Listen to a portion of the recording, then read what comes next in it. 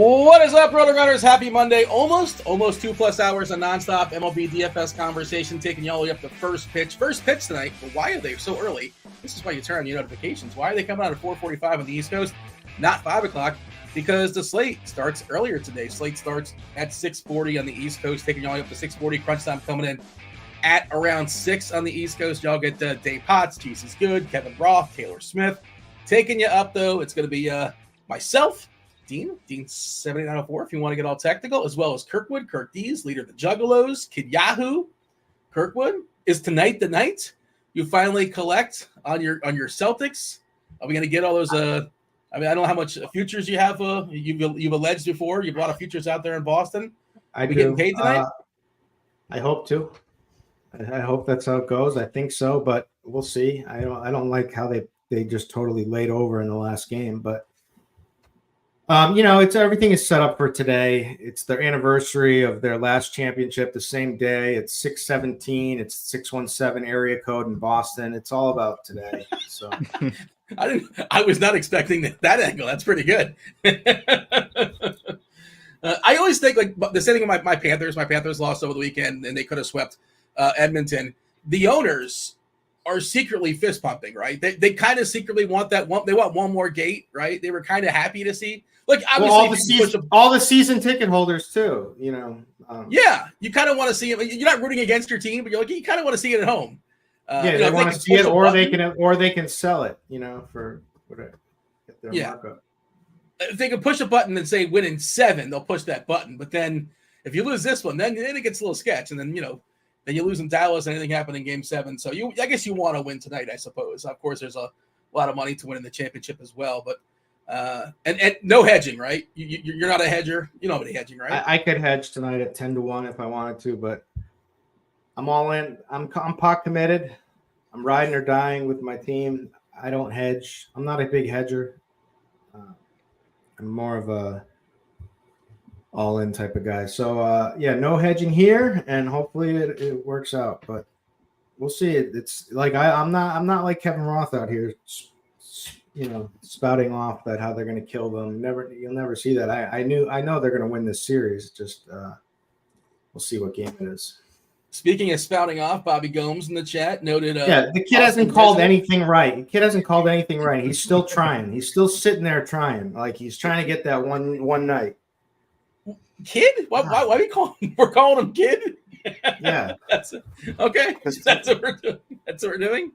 All right. Yeah. But yeah, noted Boston resident, noted Boston. I don't want to say hater, but he kind of sort of sneakily rooting against. 100% a hater. It's ridiculous. Well, he doesn't have to love the team. It's not an obligation to live in the city. No, right. And we see in the chat, Josh is calling Mavs in 7, so you never know. You never know that there's some hope out there. We got Ross Burner hanging out in the chat as well. Let's bring in Keith Eister. You don't care about any of this stuff, right? You just care if you turned off basketball. Are you paying attention to this point? Your Bulls have been long gone. Yeah, Bulls are long gone, but I'm still following it. I'm an NBA fan for sure. I'm writing up the expert survey today, so I had to do a little research on the slate. So yeah, I'm still in those streets for sure. Give me a taste. What's that? Give me a taste of what's in the expert survey today. Game 5, it's the same players that have been around since Game 1, 2, 3, 4. Like what do we? I don't give the whole thing away. I forgive me, I didn't read it. I'm not playing basketball showdown content tonight. I'm sure it's a spectacular angle you're taking, but what do you say Game 5? Like what do you? It's just your sort of speculation on rotations, like what may or may not change. What's the angle we're taking around Game 5? I mean. Game 4 was a blowout, right? So it's a little bit hard to take away anything from a rotation, but it really looks like Lively has a bigger role than he had at the beginning of the series, and Maxi Kleber, I think, is due for some more playing time. He played a bunch even before the blowout in Game 4. So yeah, you're just trying to pick up slight minutes differences and things like that, but it does get a little bit repetitive when you're writing up. Is Maxi playing hurt, or is he getting better? He was definitely hurt. I think he's getting a little healthier, but 22 minutes in the last one, I think. So we could see a decent workload from him. Whether he makes the threes or not, that's a different story. You kind of need that for him to score fantasy points. Yeah, and the Porzingis thing obviously still looms over the series. Probably not. What was the note they said last time? Is that he would play in a special circumstance? Is that that many? Like what? Like third quarter is like 3 seconds to go, and then they bring him in to shoot at a 3, and there's nothing to move. So I have no idea what that circumstance was. Of course, it didn't matter. The game was over basically before it started. But yeah, is that the same sort of note tonight, or is he officially been rolled out? We're assuming he's not going to play, right? Same the as quote today. Yeah, that was the quote today. Is Porzingis will be in a similar role as last game. So no role. Yeah, exactly. Should be no role unless needed upon for like a tip, like with like 0.3 seconds left, or guard the basket, maybe. Same as playing defense. You know, need to get a rebound at the very end, from the free throws or something. Yeah, all right. I love the gamesmanship this time of year. Keith, we got a 9-gamer in the for baseball, and not a full slate, but enough games to play with. It's heating up. We were talking about this pre-show, talking about Pittsburgh. It's going to be hot in Pittsburgh. It's going to be hot in Philly. We officially get Trey Turner back. We get Trey Turner back. We lose Mookie Betts. We can't have nice things. Betts going in the cores. We officially have a 7K hitter. Shohei Ohtani is 7K on DK. We do live in the world of a salary cap. That Dodger lineup is, the tale of two halves. The front half is obviously awesome. The back half, kind of rough, right? Hayward, Biggio, pinch at risk, Rojas, Lux, couple lefties lurking for Colorado.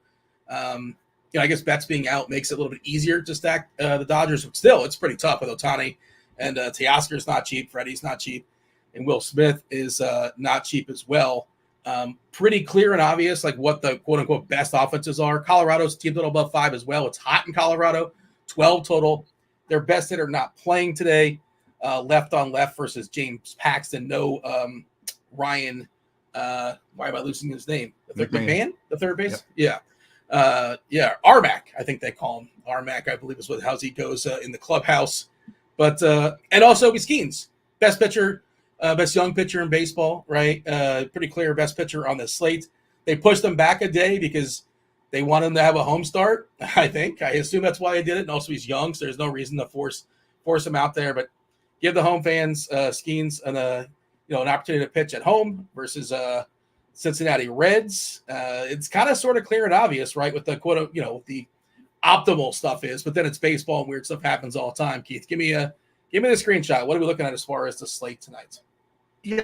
It's a fun slate. I agree. There are some obvious spots, but I think there are enough obvious spots that nothing is going to be like massive chalk outside of Paul Skeens. He's definitely going to be massive chalk, as he should be. Dude's absolutely incredible. We'll get into that in a little more depth here in just a minute. Offenses, I think there's a pretty clear top 5 for me, maybe 6 if you want to throw the Braves in there. But Coors, it's Wrigley, and it's Philly in a great spot as well. So offense that I want to target is pretty obvious. The pitchers are pretty great as well. Not only Skeens, but you have Gray and Fried in outstanding matchups, and a sneaky great matchup for Yusei Kikuchi, who I definitely want to talk a little bit more about. Pretty obvious on both sides for me. Yeah, we'll talk about Kikuchi in a second, but first thing I check for him is Bobby Dahlbeck in the lineup? Because he's just like free strikeouts. I'll give it away later on in the show. I did the tiers, worst hitters in baseball, and I should have included Bobby Dahlbeck. I don't know why I didn't, because I don't understand why Boston is still rolling this guy. The power is non-existent. Okay, they don't have anyone, Dean. They because they need him for the plate. They played Dwight. What's his name from the Smith? Mets? Dominic Smith. Yeah. Dominic Smith. Yeah, sorry, Dominic Smith. There's nobody in the minors. He's 28, so his prospect status is gone. Who's awful and can't play first base. At least Dahlbeck can play first base a little bit, is what they're thinking. So. The power is there. He just has to find a way to contact the baseball, and he has not been able to do that yet. Yeah, he's like Joe Boo from Major League. Yeah, he can't hit the curveball. Can't hit a curveball. Pedro Serrano.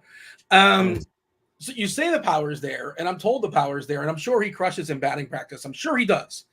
But when they actually throwing real live pitches, yeah, he feels like the ultimate quad A guy. And the power so far this year versus lefties is 0 ISO, 33 at bats.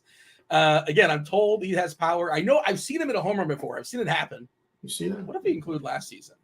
It's worse. It can't be worse. Yeah, it's 40. His ISO jumps up all the way up to 40 in a 55 at bat sample, and striking out 52.7% of the time. It's bonkers how terrible he is. And his Boston lineup, striking out collectively, 27.9%. So I think, yeah, for sure. We talk about the Mariners and giving up strikeouts. This Red Sox lineup against lefties. It is definitely something that is worth attacking. Hey, let's just talk about the Red Sox who just took the series against the Phillies and just took the series against the Yankees back to back. So okay. Put that in your pipe and how you like them apples. What else you want to tell us? Do you like apples? So what? They're only like 7 games behind 500. What are they? What's their official record? They're ahead. They're actually above 500 now. Oh, they're 37 and 35. How about that? Yeah. How are your Marlins doing? They're not my Marlins. We divorced like 10 years ago. Oh, then what are you? Like Bobby Gomes, just pick whoever you. I don't have a team. No. I'm loyal to my team for one night and one night only, just like DFS. That's it. I don't have to root with my heart. That's just not how that goes anymore. We've broken up. I haven't called or written or checked my emails. Jeter was the last straw. Like the organization was horrendous, and he was the one that officially broke me. But yeah, it's I don't miss him. It's they're a horrendous organization. How many teams make the playoffs? Because last I saw, there was like 3 teams that are below 500 that are projected to make the playoffs because they've expanded them to like basically everybody makes it but the Marlins in so many years. But there's some really bad teams. The point is there's some really bad teams that are going to make the playoffs this year. It seems like we'll see how things shake out going forward. But congrats to Boston. You're 2 games better than Toronto, and Tampa's been pretty rough this year too. This is my first time really like studying, looking for the outliers in the standings. Keith, you're probably always on top of the standings. You're rooting for your Cubbies. And the Red Sox are overachieving. The Red Sox are overachieving. This is good for any expectations. They have no pitching staff. They have a young, completely all young pitching staff, and then and a bunch of AAA batters besides Devers and and they're getting a bunch out of O'Neill, who was that was just extra. No one really was excited about Tyler O'Neill. Duran took a major step forward. Duran's really taking a step up. He's awesome. And they just set a franchise record for stolen bases last night. They did. How many stolen bases did they have last night? You said it like everybody knows this, but 9. They had 9 stolen bases yesterday? Yeah, against the Yankees. Who was pitching? Stroman. Okay, interesting. I didn't know that. By the way, I've been reminded in chat, it is a Movie Monday. You guys are big fans of Movie Monday. Feel free to guess in our private chat what movie we're talking about. Those that are hanging out in chat, counting that like button, do subscribe, turn on those notifications. Some people probably just got here, like 5 o'clock. Let's do it.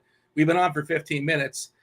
This is why you subscribe and turn on notifications. Early first picks tonight, 6:40, early lock. So we jumped on earlier. Going forward when we're going live, you get those notifications. But on Mondays, you get to guess what movie we're talking about. 1 guess per clue. And where do you submit those guesses? In the Discord, rotogrinders.com/Discord, live stream chat channel. Very first clue is period piece. Period piece. Brokeback Mountain. I don't know. No, not a period piece. I don't think so. I think when it came out, it took place in the now. But that's a good guess. It's a good effort. One of these days, I'm going to have a movie that's exactly like that fits both Brokeback Mountain and the movie. And then next time you're on, we're gonna have a good time with that. But all right, we'll figure that out. But yeah, period piece is clue number 1. Can you tell that I'm tired of people binking it on clue number 1? Because good luck getting it on clue number 1. If you do, I retire from. At least Movie Monday retires and it becomes Movie Tuesday or something like that. In any event, give me TJ hanging out in chat, throwing in his guesses as well. It is not Pride and Prejudice, and it wouldn't count. It wouldn't count because TJ, you're not submitting it in the right spot. It is also not Gladiator or Braveheart, but those are period pieces. You got that correct. All right, Kirkwood, give me your screenshot as far as the slate today. Is it? I kind of slept on the win there in Chicago, 10.5, pretty big total. The win game, not the best pitchers to have for a win game. I just kind of ground ball guys. I don't really love that, but Philly hot spot. We have of course Coors, which is the Dodgers have a team total close to 7, despite Betts being out. It is pretty clear and obvious. I think what the best offenses are. Even the Rockies have a 5 total, but You tell me. What are the what are you seeing here, Kirkwood? Anything different? What is your screenshot? I got to call out this Brian C in chat wrote, yeah, congrats, Red Sox. Got to love being fifth in the wild card. Sox fans equals no clue, no class. What did I say that was no class about? Well, you threatened to streak like every single show you're on. You want to run naked on the field. We're talking today. No, but that's kind of a classless. It's objectively classless. No, that's not classless. Actually, I thought it's not classy. Pulling off a good streak is classy. I'll say. It's a tale as old as time. It's today's poll question is pulling off a good streaking classy or classless? It's electric. Nothing. Then why does the whole crowd cheer, Dean? When it happens every because the single crowd time? loves. Because it's a baseball game. You love the best part of going to a baseball game is the random nonsense that's happening. Why do you build a snake out of beer cups? You got to do something well. The clock. So you're anti-streaking? You're going to go on the record you're anti-streaking? I don't have a strong stance. I'm just I wouldn't say it's a classy act. How about that? I wouldn't call it classy. Red Sox have overachieved this season. We had zero expectations. And that's historically, you guys have. But we're built different out here. We're built different out here. We usually expect championships, but. Keith, do you want to break? Would you say streaking is classy or classless or somewhere in the middle? It's probably leaning. Yeah, a lost start. It's definitely leaning towards classless. It's. No, come on. Even Tim Swaggy T will take my side on this one. What did Tim say? He'll say he appreciates a good streak. Is he even in chat? No, but I guarantee you he'll say it. Let's get him in here. I guarantee you. Shout out. Because you label him as the no fun guy. Oh, I see. Yeah. No, he labels himself as that, to be clear. That's his own personal moniker. Just like you call yourself Kid. I didn't call you Kid Yahoo. You called yourself Kid Yahoo. I didn't call myself Kid Yahoo. This is what people call me. Was it me? It was secret chat is what oh, well, that's why I wouldn't know, because some of us aren't invited to secret chats. All right. Did you want to give me your thoughts as far as the overview when it comes to today's slate? Yeah, that's true, Butthole. He says, I need Chop on. Dean wouldn't be this bold if the two of you put him in his place like you always do. True. Keith calls it right down the middle. Yeah. I've lost a lot of respect for Keith today. Ouch. So I don't know how to go on from here in this show. Well, you got to suck it up and power through. Tim, by the way, Bobby Gomes says, imagine giving yourself a nickname when he had himself as called an architect on Twitter. About the architect of the greatest. He doesn't call himself the architect, does he? The greatest lineup ever built. Jonah Gray, 4 touchdowns. Is that when Bobby won his $1 million? Jonah Gray was the guy that did it for him? Is that right? I didn't know that. He just clicked buttons on his cell phone is what he did. He's a lucky donkey, is what you're saying. A local team. Yes, exactly. But Tim did pop up in chat, and he confirms he hates fun. So there you go. Yes, but are you pro or anti-streaking, Tasteful Tides, Tim? Like, why does he have to take a stand? Like, there's a lot of wiggle room in the middle, I think. In any event, can I get an overview? Any Kirkwood? You've got it all. You've got high end. You've got the high end pitching. You're going to want to play Skeens, and then you got good other pitching options like Kikuchi. You got Pavetta. You've got I've got some takes on some cheaper guys that I might be forced to use, but we've got a 7K Shohei to consider. We've got the Dodgers to consider in cores in incredible weather. We've got a bunch of other incredible weather spots like in Chicago. Atlanta has some nice dew going on. Also, Pittsburgh has some really good weather. The Phillies game as well. So we're now getting into the hot part of baseball, and the balls are going to start flying. So there's a lot of different ways you can play it. It's tough to fit a Dodger stack, but it can be done. Mini stacks work a lot easier. There are a bunch of value options, so there's a lot of ways you can go on this slate. Muted, Dean. We have all the lineups with the amateur hour over here. My apologies. Yeah, so we have all the lineups with the exception of Milwaukee and the Angels. There's the official view count. That is a terrible job by me. Unbelievable. I swore I would stop doing that. We got the Dodgers. It's guys as expected: Ohtani, Will Smith, Freeman, Teoscar, Pages, Hayward, Rojas, Biggio, and Lux. By the way, Biggio ain't it. Just somebody tell the Dodgers that Biggio ain't it. That's not going to happen. I don't know what they're trying to do. It's really bad, the back half. And I'm curious what you guys have to say about the Dodgers when we get the stacks as well. But again, their team total is close to 7. Really, it's like 4.5 guys. Like you can play the back half guys. And there's also some pinch hit stuff for the lefties as well. A couple lefties lurking for Colorado. Maybe Hayward, maybe Lux, maybe Biggio. But, yeah, got all the lineups to the exception of the last game of the night.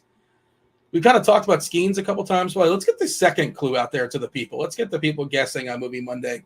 Second clue is penny. So it's period piece and penny.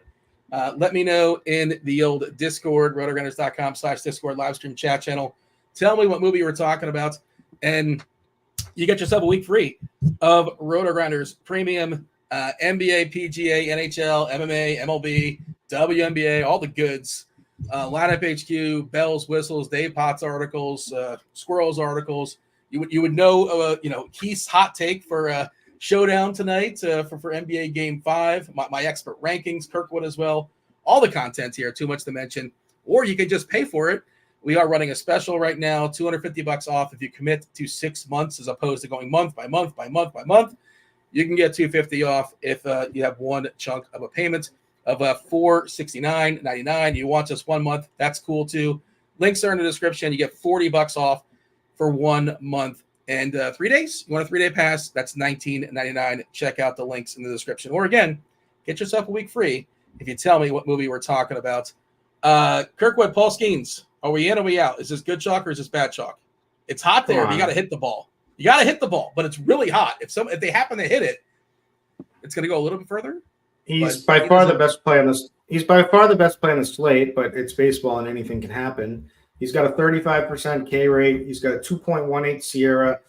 He's got a 4.6 walk rate, about a 30% call strike whiff, 50, almost like 14.5% swinging strike rate. I mean, he's got it all. Also a 50% ground ball rate. It's like where is there a hole to be poked?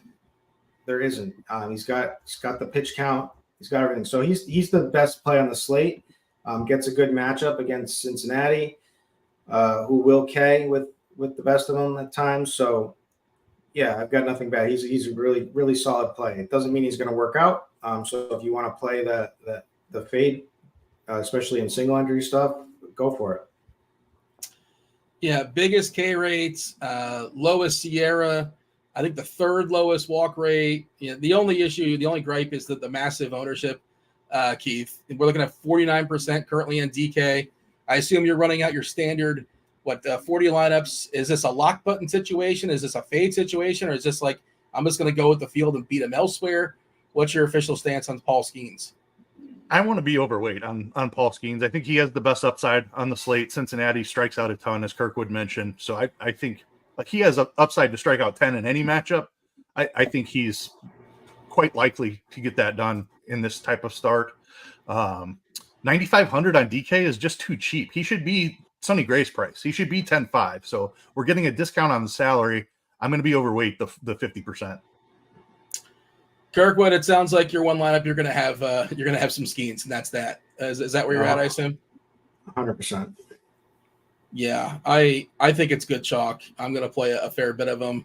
25% collectively as far as the Cincinnati lineup when it comes to striking out versus righties this season.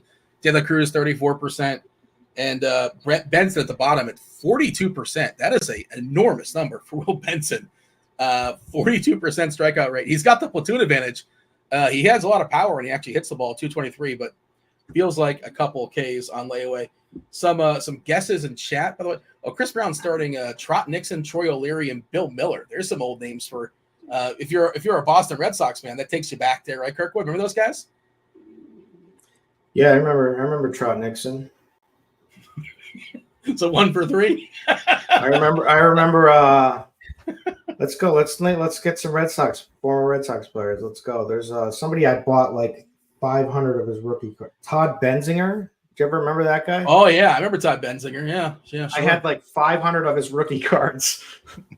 What about JD Drew? Worst purchase I ever made. I have like 500 Greg Jeffries. Remember Greg Jeffries for the Mets? He was supposedly the second coming. Didn't work out. Don't know where those are. They could have been thrown out for all I know. Ellis Burks. Now you go. I had a great card. I had a great card with Ellis Burks, Greenwell, and somebody else. It was like a triple, and they all autographed it. So it was Burks, Greenwell, and then I can't remember the third guy. All right, so we can go. I'd have to look. Give me some Mo Vaughn. Oh, that's a good one. Yeah. What happened to him with the Angels? That was a disaster. I mean, do we? He was this husky fella. I think he had some injuries, and just whenever the Angels sign you, something happens. I don't know what they have, like a reverse program. It makes you like 50% incrementally worse. But how are the Angels winning games now? I feel like they're winning more games than they ever did with Trout and Shohei. I feel like. What is their record right now? Are they around 500 or so? I don't know. Let's look it up. They're 28 and 43. 28 and 43. That's not good. Like you accidentally win 60. Right behind Houston. Sounds good. Yeah. They're 5 games behind Houston. Houston, I don't know if it's just not going to happen for Houston. They're 33 and 39. And they're pitching. Their entire rotation is having Tommy John surgery. His Houston problem. Marty Barrett. People remember Marty Barrett? Those are some good names. There's some deep cuts. Bruce Hurst. The chat's throwing out some fun names. Rich Gedman. Catcher. Steve Psycho Lyons, who has become the Fox. He was the Fox announcer for a while. Yeah. I went to breakfast with him one time. Did he live up to his moniker? Did he give himself that name, by the way? Did you call him out just like you called out Bobby? Did you say, hey, how do you call yourself Psycho? Somebody else has to call you that. No, I didn't. I just accepted it. Oh, okay. So Bobby, you'll do it too, but you won't do it to Steve Psycho Lyons. No, it's you and Bobby both were coming at me. I was responding. Okay. All right. Other pitchers that are throwing baseballs tonight, you can't just roster Skeens and lock it up. I suppose you can do that in FanDuel if you want to do that. But Keith, take me through like the SB2 tonight. Skeens 49%. Max Fried, really good pitcher. Schiraldi. Yeah, Schiraldi was Schiraldi, Oil Can Boyd. I mean, this is fun. Roger Clemens when he was the GOAT. Yeah, there's some good names being thrown out in chat. Chat's doing a good job. Kevin Millar, there's Tim Wakefield. A lot of random names being thrown out there. Who was the guy that won from the Marlins that we took, the third baseman? Mike Lowell. Yeah. Well, Hanley was also a former Marlin that became a Red Sox, but Lowell was yeah.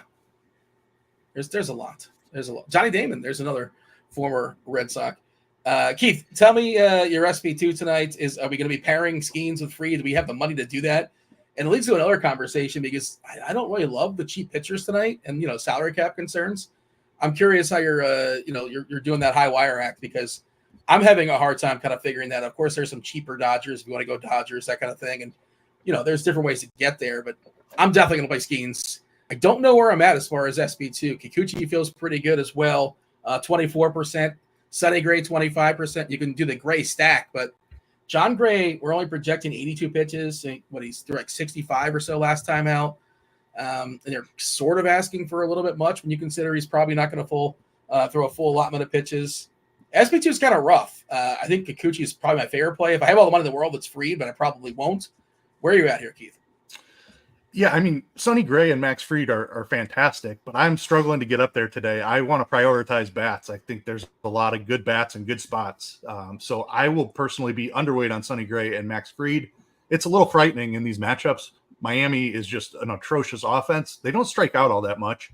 And Sonny Gray does not have the longest leash. He's kind of living in that like 85 pitch count range rather than 95, 100. So you just have to hope that he doesn't go out there and strike out 10 in 6 innings. That's kind of what he needs to do at that 10-5 price tag. I feel okay being underweight that. Hopefully the Marlins can make a little contact. I think he probably ends up with a clean sheet or pretty close to it over 6 innings. But the price tag, hopefully the Marlins can make some contact there. Fried's not a huge strikeout pitcher anyhow. He's a little bit cheaper, but I think I can get more strikeouts from the 8K range. I absolutely love this spot for Yusei Kikuchi. Boston has the highest strikeout rate in the league against lefties. Kikuchi is an above-average strikeout pitcher. He started the year off really hot. They've come down a little bit, but they're settled right around 24%, which is, I think, the correct, looking at a swinging strike rate and whiff percentage and everything like that. About 24% is right where Kikuchi should be strikeout-wise. 6.5 is his strikeout prop. I'll take the over on that in this spot. It's a fantastic matchup. Ballpark downgrade for Boston going to Toronto as well. I'll be at least double the field on Kikuchi. I stared at that one for a little bit. I was going to bet the over as well in 6.5, but I ended up passing. Now I kind of regret it, and the line's probably moved because I was looking at it last night. Give me this before I talk to Kirkwood. You're the cheapest pitcher you're willing to roster because, again, I don't want to pay Paxton 7-1 like he's terrible and cores and he walks too many guys and doesn't strike out enough.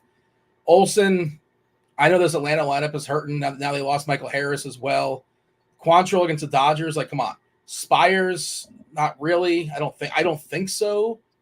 Carlos Rodriguez, I mean, it's a righty against the Angels, so maybe. But I don't like anybody that's cheap here. You're talking about living in the AK areas. Who's the cheapest pitcher you're willing to roster? I will have some John Gray. I don't feel great about it because of the limited pitch count and the low strikeout matchup against the Mets. But he's been good this year when he's been healthy. It's just you're only getting 80 to 85 pitches here is the biggest issue.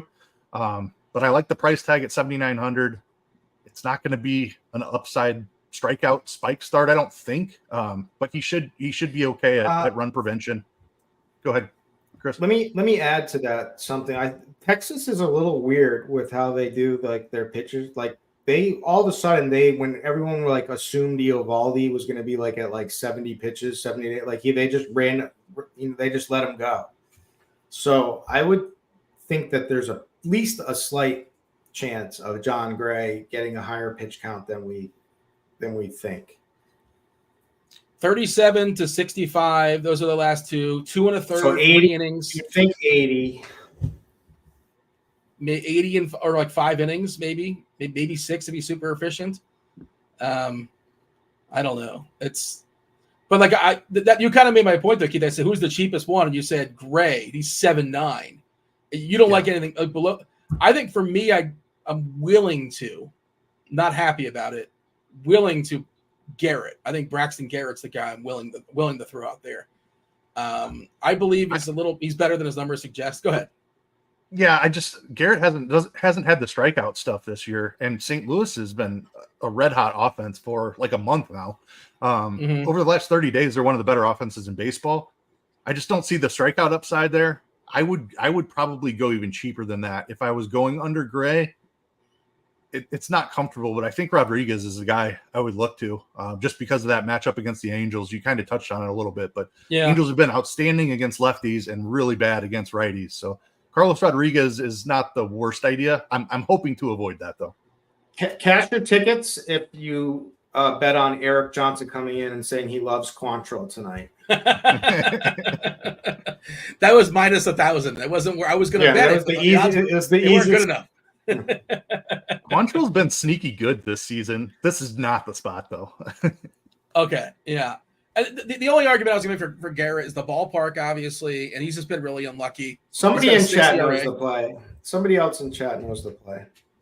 Well, are you going to say, is it Olsen? Is Olsen the guy that you're thinking about? Olsen is, yeah. Brandon Olsen is definitely a play. So that's who I'm on tonight. So, okay. Yeah. First of all, it's a little bit of a watered down Braves lineup and an underperforming Braves lineup. They've started to hit a little bit better, but they got massive. There are some massive Ks in the lineup, and like a lot. So like talking about like even Olsen, Riley, Duvall, Sean Murphy, Kelnick. These guys are all high strikeout guys. If he was 3 starts ago, we'd be all in on Olsen at this point. But he's run off a couple of bad starts. But his 2 best pitches were really strong in his last game. It's just he hung a lot of fastballs over. Like his fastball is like his weakest pitch. He's got a he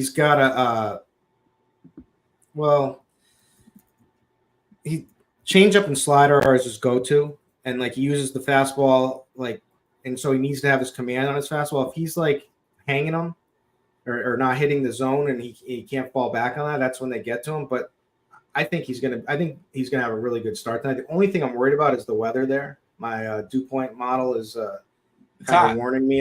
Yeah, it's kind of warning me a little bit about that plot. But if you want to get up to like these big bats, and like we said, like I'm not playing. I love the idea of Randy Vasquez. The guy just couldn't strike chop out. He honestly, well, he would ground him out though, right? He would ground out Chopper. Yeah. And in Philly, that's just a tough ask. And then you've got like Carson Spears, cousin of Cal, former RG Cal Spears. Just throw that out there for you guys. He's actually the nephew of a former player at Spires too. Just going forward. I know you had a bit there. Sorry, I didn't mean to step on your bit. Didn't mean to whack you. But continue. Go ahead. The only other guy who's like who could potentially take a wild card would be on Carlos Rodriguez, but I'm not. Yeah. I don't really think he has good stuff in general. But so the guys that I'm trying to look at, so Olsen, I think there's upside. Like if you just knock out those 3 games, we'd be all over him. And then you look at it. So let's just break down everything. His swinging strike rate shows a much different story than his strikeout K rate so far this season. If we look back in time and further, so his swinging strike rate is even higher this season than last season, but his Ks aren't showing that, so that's going to change. The Sierra's fine. I think he's just hit a little bad stretch here, and I think he's the risk reward play tonight. I think Soriano is also interesting. This is a guy who throws at like a bunch of heat, really high heat. So against Milwaukee, I think that's a boomer bust matchup. But those are the 2 guys that I'm when I'm trying to make things work. Now, I would like to hear some thoughts on David Peterson, because if this was last year's Pat Peterson, I'd be in. But his K rate this year is 8%. It's a small sample, but it's 8%. The swinging strike rate is that. Yeah, I was going to say the swinging strike rate is actually okay. I haven't checked it. It was 10% before his last start. I haven't seen how that 7.6%. Yeah, so he should be getting a few more Ks. I don't know where the strikeout stuff from last season went. Texas has actually been pretty mediocre or worse against left-handed pitching, so I don't hate that idea. By the way, in chat, Mr. Richards, Bill Spires is the one. That is the uncle to Carson Spires. Cousin of Cal Spires. Yes. Cal Spires, correct. But let's throw out the clue number 3. We people are not getting it. I love it. I made it a little tougher today. You got to earn a week free of RG Premium. Clue number 3 today is Petty. So it's period piece, penny, and petty. Those were our 3 clues. Tell me what we were talking about. We're making it a little bit tougher. Get in there. Get in the Discord. Tell me what movie we're hitting in. First to answer correctly will get yourself a week free of RG Premium. All right. Anything else we should say as far as pitchers, Keith? I think we've kind of gone around it. Kikuchi, probably the best option here. I went to the Detroit lineup, by the way, the Atlanta lineup. Forrest Wall is playing baseball tonight for Atlanta. I assume he's the one that got called up in the absence of Harris. He is a speedster, ton of speed, very little power, batting 8th, and he's projected, according to the bats, to strike out at 28% or so in the majors. So a lot of speed, very, very little power. Kelnick is now leading off these days. He's been great in the leadoff spot, and he's a good, salary saver for, cash games or whatever. But, the lineup is certainly weakened. Kelnick, Albies, Ozuna, Olsen, Riley, Duvall, Murphy, who still has been just dreadful this year, Forrest Wall, and then Arcia. Keith, anything else as far as pitchers? Do you want to give the people the old summary when it comes to arms? I do want to at least mention Javier Assad and Jordan Hicks. The wind blowing out at Wrigley is always a terrifying thing. But these are both ground ball pitchers. Hicks has a 54% ground ball rate, and the Cubs have been known to allow spiked strikeout games as well. Hicks is not an above average strikeout pitcher, but I do think the matchup is okay. I think I slightly prefer Assad, but it's really close. I'll make the case for Assad in a second. I don't think I need either of these guys as a problem. If John Gray was going to get ownership, then I would have serious interest here in Assad and Hicks. But because Gray is not owned, I like his matchup better. I probably just stick with John Gray. But how does Assad? Have you seen his swinging strike rate? It's bad. I can't believe that. 6.5%. He's scoring 23% Ks. That's an outlier. Those Ks are coming down, or the swinging strike rate has to go up. Something has to give. What he's doing, he's getting a lot of takes on his curveball. People are also swinging and missing at the curveball. He has a 34% whiff rate on his curveball, and he uses that a lot to lefties. So he actually has a higher strikeout rate to lefties than he does righties. Yeah, I mean, this swinging strike rate is definitely concerning. But I like he doesn't have an elite above average pitch. You could make an argument for the curveball possibly, but everything else looks pretty mediocre from like a stuff plus perspective. We have a winner. Somebody did guess today's movie for Movie Monday, so shout out to Hustler443. We'll play out the string, but producer Steve, producer Devin, somebody will slide in and hook you up with an RG pass for a week free. Congratulations. You guys can get your reps in. We'll play out the string. We have 2 more clues to go. Give me your summary, Kirkwood, as far as pitchers. Anything else that needs to be said? We'll talk about some stacks in a second. And we also want to tell the people, help them win some money in the old basketball streets in just a second as well. But Kirkwood, last thoughts as far as pitching. Skeens, clear top play. I'm playing them everywhere. My next favorite is Kikuchi over Sonny Gray, over Max Fried, over Pavetta. Pavetta would be my third, then Max, then Sonny. Maybe Sonny up one there, but that's kind of the ones that I would go to. Then I'm in on Soriano. I'm in on Reese Olson if you want, if you're trying to get smart bats. I think there's a small chance, John, we could be in for like an Eovaldi situation with John Gray, but I'm not going to bank on that. So I don't really like Christopher Sanchez. Yeah, I don't really like any of the real cheap guys, but if I had to, I would just take a flyer with Peterson or Rodriguez, and that's pitching. But really, pitching comes down to just 3 top guys, and 2 of my favorite: Skeens, Kikuchi, and Pavetta. Those are the guys I want tonight. All right, going to do stacks in just a second. Chat, tell me, as you're watching this video, I want you to think about, let me know in chat, who have been the absolute worst hitters in all of baseball? The worst hitters in baseball this season. That's going to be our tiers tonight as far as our stacks. As we do that, as you think about that, go ahead and listen to a little bit of basketball. What is going on, Grinders? It's Chief. It's NBA action. It's the finals. It's Game 5, and we've got things on tap for Boom Fantasy. First up on the docket, we're going to Luka Doncic. This is going to be a repeat offender here, folks. He's at 50.5 points, rebounds, assists. Yes, the blowout helped us in the last game, but we've seen Boston be able to limit his output throughout this series. I think they continue to play great defense and help to limit him yet again at home in a closeout game. On the other side, we've got Jason Tatum. Haven't really seen a big blow-up game from Jason Tatum this series. Boston has been getting contributions across the board from multiple players. I think that continues. I think that's been a theme of this series. Jason Tatum is at 43.5 points, rebounds, assists. We're also going to take under that projection. Folks, if you want a little bit more boom in your fantasy, use the promo code GRINDERS. Get up to a 100% free entry match up to $100. This is Chief, and I'll see you back here if there's Game 6. All right. Shout out to Will. Shout out to Chief. If you want to hang out with him, hang out in the old prop shop, the free Discord channel, Chief's Prop Shop. If you guys want to talk props at 3 o'clock in the morning, somebody's in there hanging out, talking, I don't know, a little bit of darts or, CSGO or something along those lines. All right. Hopefully Tatum doesn't have too big of a night, right? Because I believe Kirk. We got to cash our Jaylen Brown tickets. We got to cash these, baby. MVP, right? He's like heavily favored now. He's like minus 275 or something like that. So, you're probably rooting for Tatum, but you don't want him to just have drop like a 50 burger because that can definitely swing things against you. And you didn't hedge that because you never hedge. I have some Tatum MVP. Too. Oh, look at you, hedge life. I just saw a good price, and I thought, you know what? There's a chance they could still give it to him. So chat did a good job, by the way. They basically got the board as far as the worst hitters. You guys want to tell me minimum 100 at bats? And I was talking to Kirkwood about this before the show. I was talking to Keith about this before the show. I don't think you heard this, Kirkwood, but there is a player that has a minus 24 WRC plus. I didn't know that existed. Somebody in chat did mention this person. I think Chris Brown binked it in chat.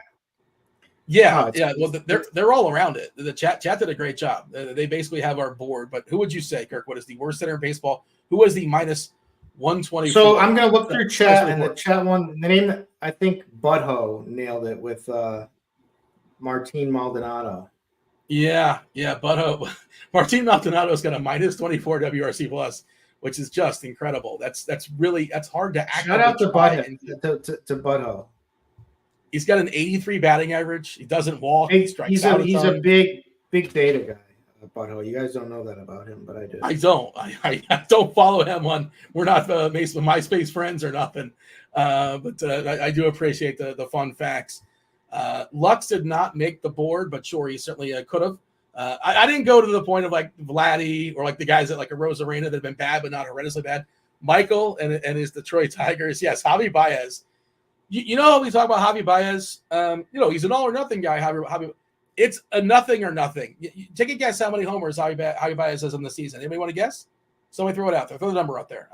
Two. I definitely 2. You got I'll two? say one. I'll say one under 2. He's got one home run and 200 at bats. Oh my God, he's so terrible now. Just it's amazing. Detroit finally opens up the pockets, and then the bus. They pay somebody off, and then what a horrendous contract that is. Martin Maldonado is number 1 on the board. Chris Taylor has a 9 WRC plus. He's another one of those players. Like, there's no way this guy is in the team. He shouldn't be. Who has the lowest ISO? I think he's on the board as well. He is. Yes, he is. Are you asking me like you know the answer, or you're being inquisitive? No, I know the answer. He's on the board. There's a reason why he's on the board. He's on one of my former favorite teams. And he's another guy that used to be really, really good.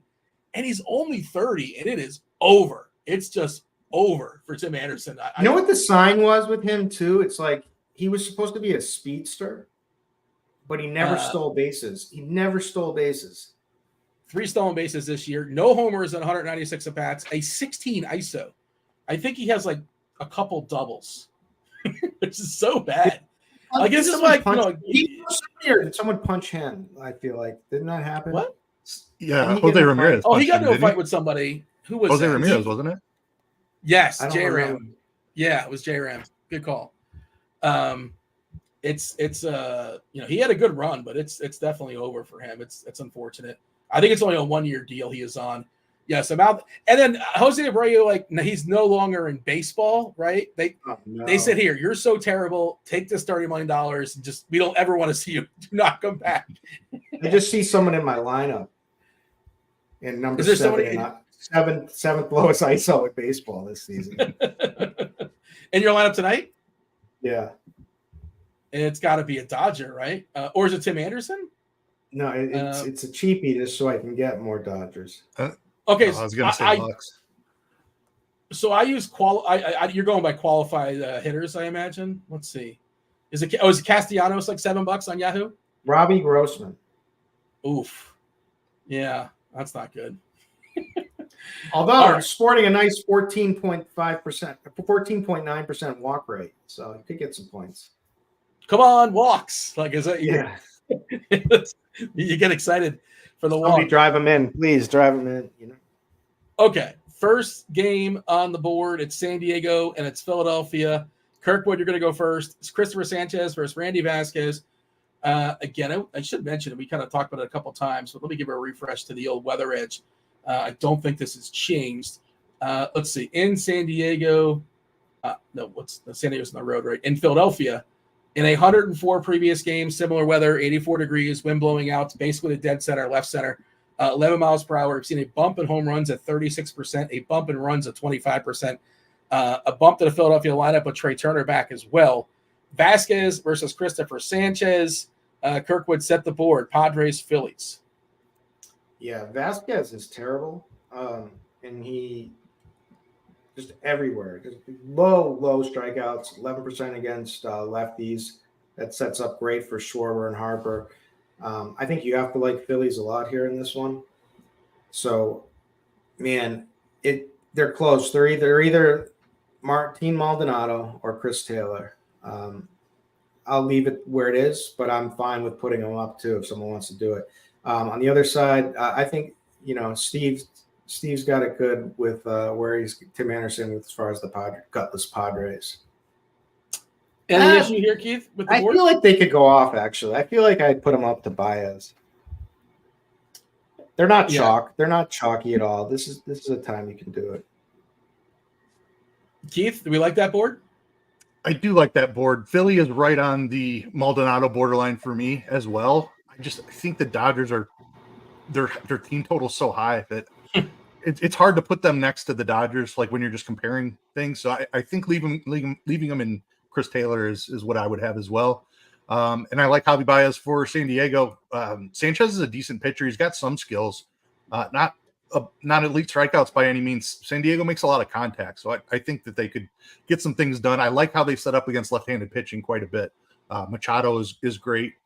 Kim is a good hitter against lefties. Profar's been outstanding this season. Solano's a nice contact guy, so I agree. I like San Diego a decent amount. Give me Machado for a Juggalo bomb. Oh, you're just giving them away before we even get to a certain amount of likes? I'm a man of the people. I give him free. He gets ejected yesterday and comes back and bangs one out tonight. By the way, I want to shout this producer Steve. I'm being a man of the people for Steve. Steve's always spinning all the plates. We do appreciate that. But the RotoGrinders page, we talked about this before, actually has San Diego, Philadelphia as the third game listed. So I knew where Steve was going to go. So I'm going by his scale. I'm bouncing back and forth. Cincinnati and Pittsburgh is the next team, according to Lineup HQ. Carson Spires and Paul Skeens. Pittsburgh, massive favorite here, 8.5 total. Pittsburgh, almost a 5 total because, they're facing Spires and the Reds are facing Skeens, and their team total is about 3.5 or so. It's good weather there as well as far as hitting baseballs. We got the fire emoji, just means it's hot. It's in the 90s, 91 in Pittsburgh, if you want to go specific and technical. 20 previous games, not a massive sample, but a boost in homers at 32%, a boost in runs at 16%. So a good, for this ballpark at least a good hitting environment. I believe this is Keith's board. Reds, Pirates, go for it. Reds for me, pretty clearly in the Jose Abreu tier. Paul Skeens is already an elite pitcher. Just way too many strikeouts. There's just no holes to poke in his game.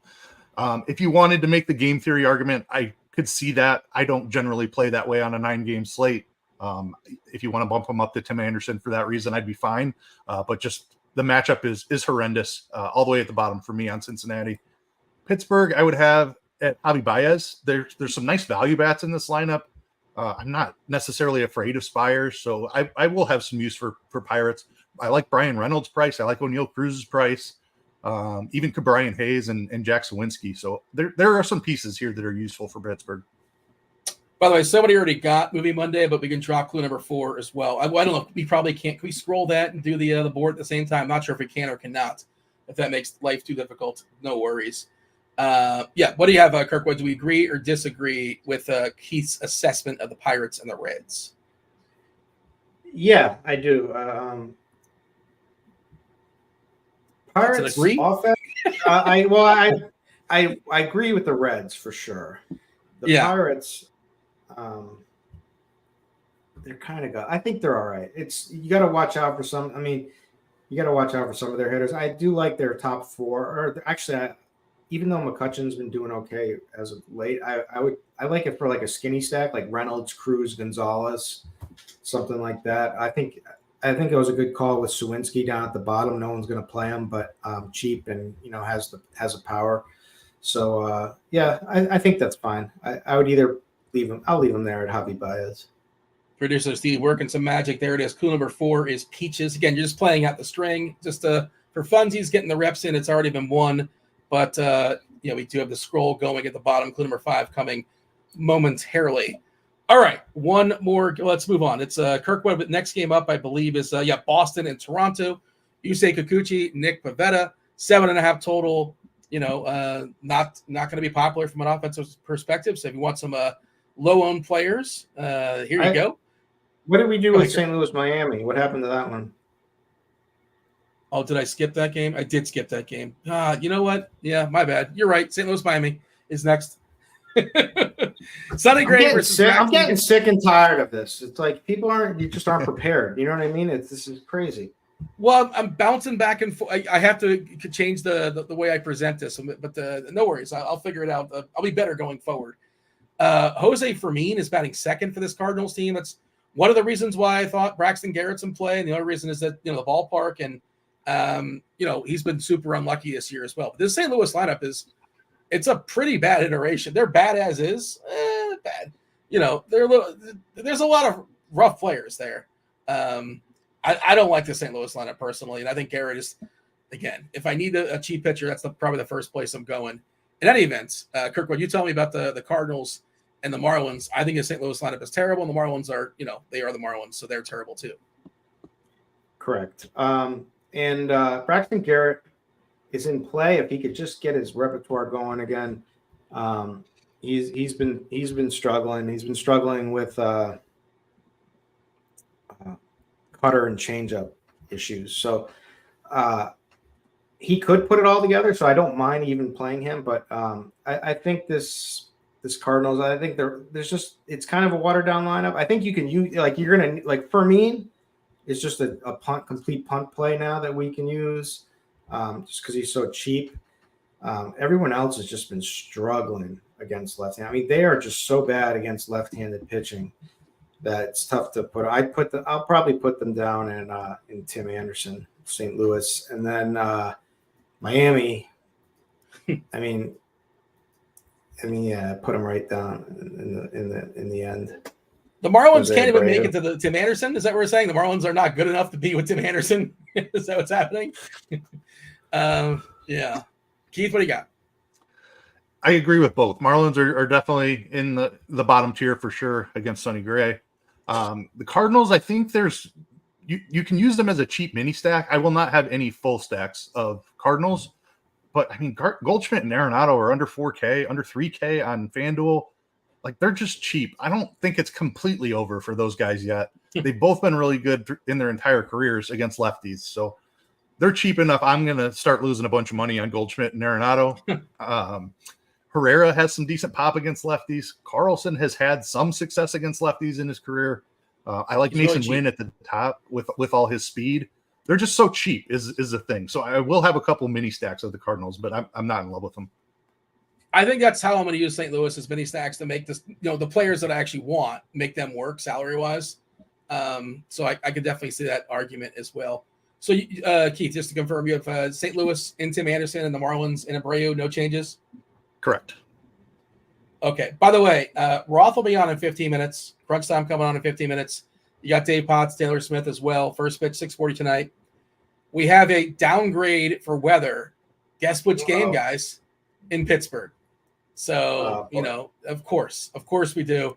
I dropped the weather. This would be the perfect night for Roth to really do, yeah. Tell the people one thing, and then tell us that he's fine to go. Yeah, if he's going to pick a spot, this is the spot to pick for sure. But it's yellow orange, but just the orange is a little scary. It's the second color. It's not the dominant color, but still. I dropped the link in chat if you want to read that at your own leisure, but he'll be on in a few minutes, 15 to get off precise. In any event, Skeens is the type of guy they will be super careful with too. Like, if there's any delay whatsoever, he's gone. That's an hour. He's not coming back probably. Oh, yeah. I think 30 minutes he's done. Could they even have a delay shorter than 30 minutes? Just putting the tarp on, taking it off. Yeah. So like any delay. Let me check. Let me just check my data here. Pittsburgh, you got the dew point model? They average 46 minutes to get tarps on and off, so they're above average. So he could do it. They got a good tarp team in Pittsburgh. Good tarp team. A lot of big tarpers. Eric says, Dean, yellow first, stop scaring people. Yes. I'm just putting it out there. Big tarper. His mother was a tarper. His mother was a mutter. His mother was a mutter. What was that? Is that Hot to Trot? What movie was that? No, remember what? It's a horse racing movie, right? Wasn't it in Seinfeld when Oh, Kramer maybe it got was the horse Seinfeld. picks? I don't Kramer remember. got the horse picks.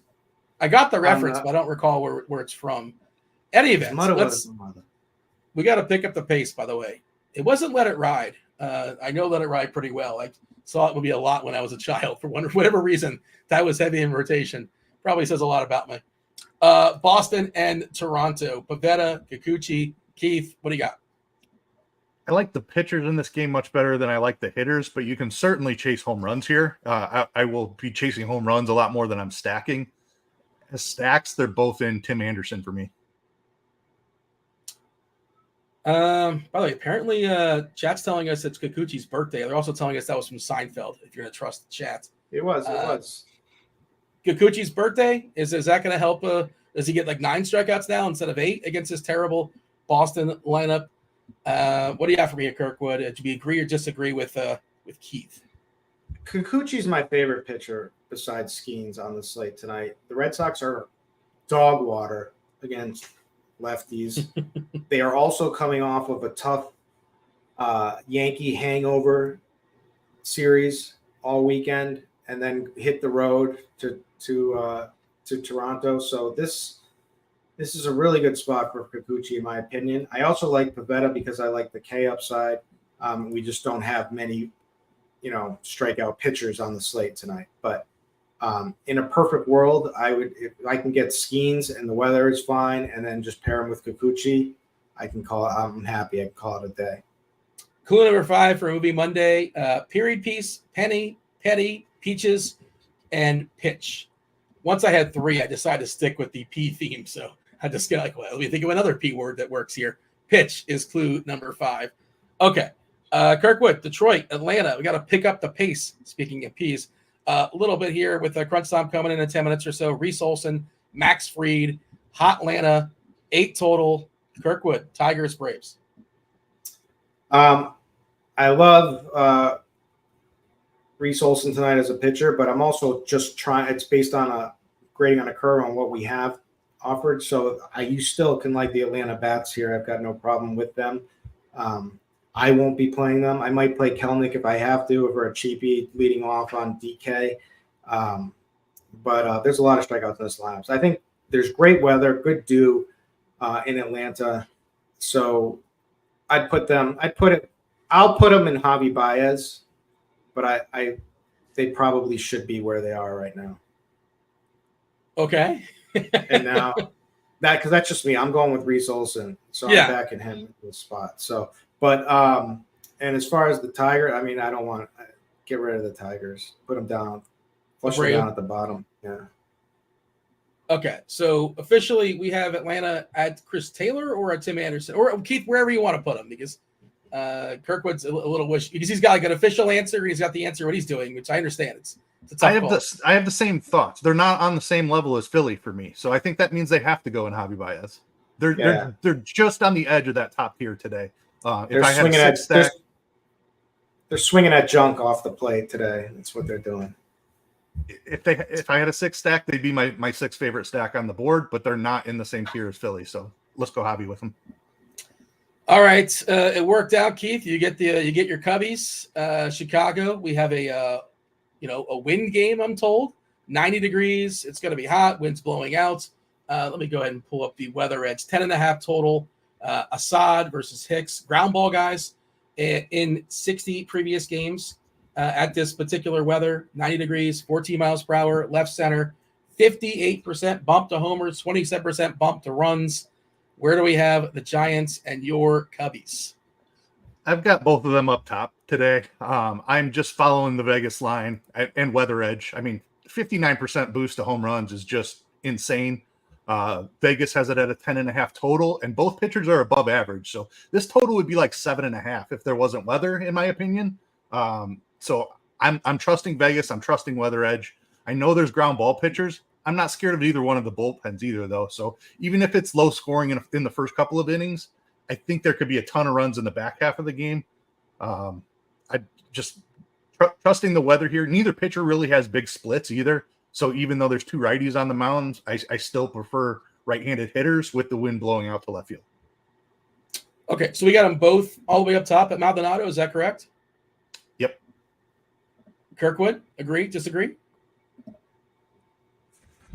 I would put them next to the Phillies, both of them. And I actually and I like San Francisco more. I think Assad's a fraud. And the problem is Look at the San Fran line. They're also frauds. They can be kind of gutless, and they definitely K a lot. But I don't mind Wisely. Ramos is I think he's like a top. Hold on. WRC plus. I want to say he's number 6 on the season top, for WRC plus. Ramos. Crazy, huh? Well, definitely. He hasn't even been qualified with the bats. I got 100 at bats in there right there. It's Judge, Kwan, Soto, Ozuna, David Fry, Ramos. What? Yeah. Okay. All right. I didn't. That's take that it is up with surprising. Fangraphs if you have an issue with that. But wait, you're talking about WRC plus? I don't see him on my list. WRC plus. I've got 100 minimum playing time, plate appearances, 2024. That's what I'm showing. Okay, that's he has 102 plate appearances this year versus righties. So yeah, I guess he does. But oh, you know what it is? You knocked it down to 100. He's not qualified. He's not a qualified hitter. But go ahead. Never mind. Yeah, I knocked it down to 100. That's what I said the whole time. Yeah. Okay, fair enough. Okay, I'm going to take the under. By the way, I'm going to bet that he finishes somewhere below that. But I hear you. And certainly he's in play. No disagreement. And Bailey is a good catcher option. Chapman, Conforto, Soler finally hit one out the other day. So, I mean, their lineup's getting a little stronger. With Conforto back. Well, potentially. I don't know if Conforto probably hurts them in the long run, but theoretically, he still has some power. But theoretically, all these guys can hit dingers. Wisely, Ramos, Bailey, Chapman, Conforto, Soler, Yaz, and Estrada. I don't know much about Trenton Brooks, 2.4K. I don't really know anything about him, but give me those guys next to Philly because I think the Dodgers are in the tier of their own. Okay, do agree with that. Let's talk 3 games left, about 6 minutes though until crunch time comes in. Mets, Rangers, David Peterson, John Gray, just at 8 total here. Kirkwood, Mets, Rangers. I think these teams are going to be mostly ignored. What say you? Well, we know the Mets are probably one of the most gutless teams. Although they're all of a sudden like in the playoff race potentially. They've won 5 in a row ever since Grimace threw out the first pitch. They've not lost. Yeah, the Grimace splits. Yeah, I know. He's going to be starting for him on Wednesday. Whatever works. But I would just bunt. I mean, Grimace, you can leg it out versus Grimace. But go ahead, continue. Man, like I said, I wanted to get behind Peterson and Gray for pitching tonight potentially because I think there's a potential that Peterson could turn things on, and there's a potential that Gray could go for a longer pitch count than we're expecting, only based on what Eovaldi did when he shocked us all. And the pricing is good on the Texas lineup, so give me the Texas for Javi Baez. Grossman is cheap for a number 3 hitter. Langford has speed to steal for 3.3K. You can make a mini stack real easily with some of these guys, and I'm just not on board much with the Mets, to be honest with you. Keith, we got to pick up the pace. Yeah, right there. Yeah, I saw producer Steve. I was just yelling to Steve, and he knows the Mets better than any of us, right? And he's throwing them right there with Tim Anderson. Any issues, Keith, or shall we move on? I'm good with the Mets. I might have Texas down in Tim Anderson as well, but I'm fine with them in bias. Yeah. All right, let's move on. Dodgers, Rockies, 12 total. Dodgers with almost a 7 total, despite the fact they're without Betts. The Rockies have a 5 total plus, despite the fact they're without McMahon, their best hitter. Keith, this is your board. Dodgers, Rockies. Dodgers are an easy call as the top stack of the day. A near 7-run total is insane. Even if Quantrill's been good and he holds them down for a few innings, they have one of the worst bullpens in baseball. So the Dodgers, easily the top stack of the slate. I don't disagree that they could be in a tier of their own. And I think Kirkwood and Dean both had Chicago and San Francisco down a tier, which would leave the Dodgers all alone up there. And then the Rockies I would have right in that second tier. Really strong today, in my opinion. James Paxton's been atrocious. He hasn't struck anybody out. He's walking way too many people. That's not going to play well in Coors Field at all. The Rockies are also surprisingly good against lefties and at home. Like if you're just looking at raw numbers, they're ninth in WRC plus, or not in WRC plus, because that factors in ballpark. But in straight WOBA, they're ninth in the majors in at home. All right, Dodgers and Maldonado, Rockies and Chris Taylor. Kirkwood, any issues? James Paxton, 6-1, 3.92 ERA. And then you look at everything else, and you look at he's got a 5.74 Sierra. He's got a 13. James Paxton was a K pitcher. That was what he relied on. 13.8 Big Maple Ks. Yeah, and he's walking 12%, 12.6%. I mean, this guy is just washed. We knew he was washed when he was out here on the Red Sox. So I love the Rockies from an ownership standpoint too, because people aren't going to go there a lot. It's tough to play some of these guys, and they stink. So you know what you're getting. Like they may go off, they may not. But who's your favorite Rocky? Because Doyle leading off, Nolan Jones. I know Jones would be, but it's lefty. I know it's terrible, and I didn't realize Montero was so bad this season. It seems like he was better than. He was good against them last season, though. So it might be a small sample there. Nolan Jones was also good lefty last season as well. So I don't hate Jones lefty, and Tovar's been excellent this year. And Trejo and Amador. Yeah, no McMahon kind of stunk. He's actually been good against lefties this year. He struggled against them last year. And Paxton doesn't dominate lefties for the record. Like I would not be afraid of rostering a lefty against him. Amador is just really cheap and just got called up. He's got some speed, but not a lot of power. By the way, Movie Monday, period piece, Penny Marshall, Lori Petty played Dot. Peaches, the Rockford Peaches pitch. That's what you do in baseball. A lot of people in chat already got it. A league of their own. Milwaukee Angels, 8.5 total. Soriano, the Angels lineup just dropped. Carlos Rodriguez and Yeller side. No Milwaukee lineups just yet. But Kirkwood, quickly before crunch time comes in, your assessment of the Brewers and the Angels. Kind of meh on each side here. I like Soriano tonight potentially as a pitcher. Just give me a guy who throws heat, and that's what he does. It may not work out well against the Brewers because they're a tough offense, but I think you can play both ways of this game. So, we don't have much to choose for pitching tonight. So I think at 7.5K, he could have a decent strikeout game and help you out. Rodriguez is the same, but man, they're just pesky, these Angels, for some reason this season. But so put them. Yeah, I think Tim Anderson is fine for the Angels. Brewers right there at Javi Baez. Good job, Steve. No Pilar in that Angels lineup if you were interested. No Stefanik as well. Kirkwood, how do we feel about Tim Anderson is where the Angels are, and then we have Milwaukee right there in the middle with Javi Baez. Is that good for you? I think since I just said that exactly, yes, that's good for me. We'll pass it over to Keith. Yeah, I'm completely good with that. The Brewers are a good offense. I would have more interest on a different slate, but they're just too far behind the top tier teams today, and good with the Angels and Anderson. Do hit that like button. Do subscribe. Subscribe. Don't go anywhere because we have crunch time coming in just a second. But I do want to give the people the Juggalo bombs. Kirkwood, I know you gave one earlier. Do you have another one in your back pocket? You want to reiterate in case? Who did I even say? Manny Machado. yeah. Manny Machado's a Juggalo bomb. Also, Jorge Soler is a Juggalo bomb. Okay. And you have three? I got to give like a off the wall. We're going to go with David O. Baby Doll. Ooh, that is kind of sort of somewhat off the wall. See those and raise them, Keith. Love the Jorge Soler called. I've got him tagged in lineup HQ. He's been bad this season, but he's going to be much better. I'm sticking with that same game going the Cubs side. Give me Seiya Suzuki. Has been really good against righties this season. Hicks has pretty neutral splits, so not worried about that. Give me the righties with the wind blowing out. I was thinking Philly as well. I'll just go obvious there. Give me Kyle Schwarber in an awesome matchup with Randy Vasquez.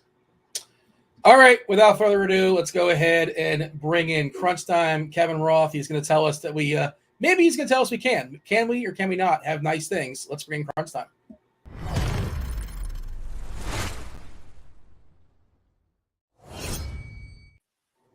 All right, Kevin, what's it about Skeens? Every single time Skeens pitches, I feel like there's a weather issue. Once again, Skeens pitching in Pittsburgh. A late move on the negative side.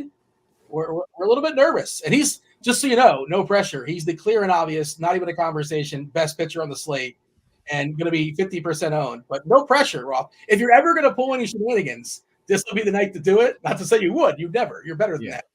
But he's always the number one pitcher on the slate. And yeah, right. There's always rain around. This rain just legitimately is not supposed to be there. And that makes it a little bit alarming. Like as of this morning, I had it green with like maybe a sprinkle, maybe a shower. And there's legitimate severe thunderstorm warnings over the ballpark right now. That's just, I don't really have a whole lot of faith in what forecast models are showing.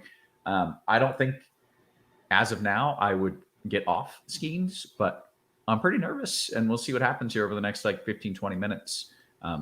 So that's fun. Yeah. As your show progresses, I guess you'll know if they're going to have a delay or whatever, because again, that's first game 6:40. So stick around. More information will be coming in, but yeah, you got us a little bit nervous. But you had yellows first. So yellow first.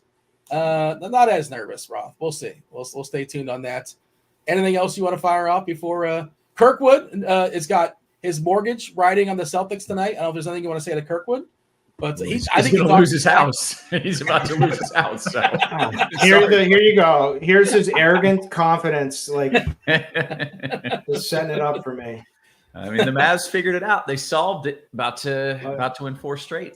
I got an extra room, Kirk. Don't worry about it. See, that's what I love. Dave's always there for me. That's fellow juggalo, just stepping up as we love to do, for people. There it is. There it is. People were questioning that can't be true. Oh, wait, it is. That picture looks very real. It definitely happened. All right. Myself and Keith and Kirkwood do appreciate you watching the first portion. Let's step aside and get out of here. Make way for Crunch Time. First pitch tonight is 6:40, so not a ton of time for shenanigans. You got Dave Potts, you got Taylor Smith, and you have Kevin Roth. Roth, take it away. Good stuff. As always, welcome to it, ladies and gents. You know the drill. It is indeed crunch time. 2 of the sharpest minds in the biz helping to walk you through the slate. Derek says, I'm watching the Pittsburgh broadcast. Currently, it just looks overcast. And yeah, actually, there's a storm on either side of it right now, and they're kind of splitting it. My concern is what could still come. There's still storms popping up, even though they're not supposed to be there. That's happening. Derek, let me know if the tarp is still on. I think it is at last check. We've got Taylor in the house. What up, Taylor? How are you? Doing well. I feel like I'm always on when the Mavs are playing, or right after the Mavs have played. So you're either in a good mood or a horrible mood. Yeah. I guess you're doing well today, though, since they finally won. So I feel good.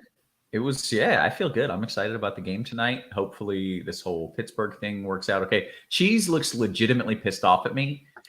He just looks angry. What's up, Cheese? Yeah. You okay? So, no, because the thing was green this morning. I didn't check the weather again. I was like, everything's green. It doesn't matter. So this is the first I've heard of this.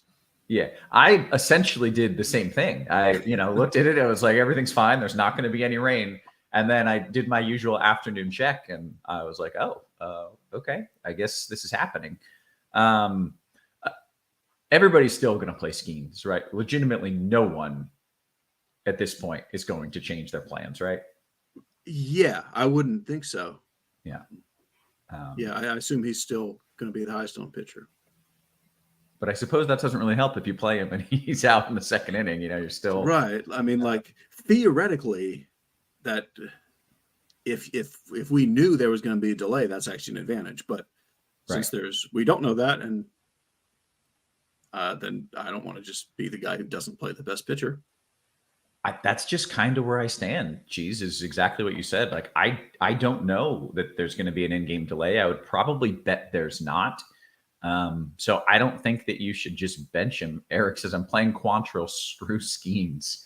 Does that dude suck? Because it would be funny if that dude that's sucks. That's the Rockies pitcher against the Dodgers. That's good. That's good. I assumed that it was something like that. He's making a funny haha. Yeah, I like it. I think you just stick with it. and maybe something happens in the next 20 minutes and I change my mind, but I think you just stick with it. Forecast models are just out in freaking la la land. They have no idea what's going on. So that's not much help really.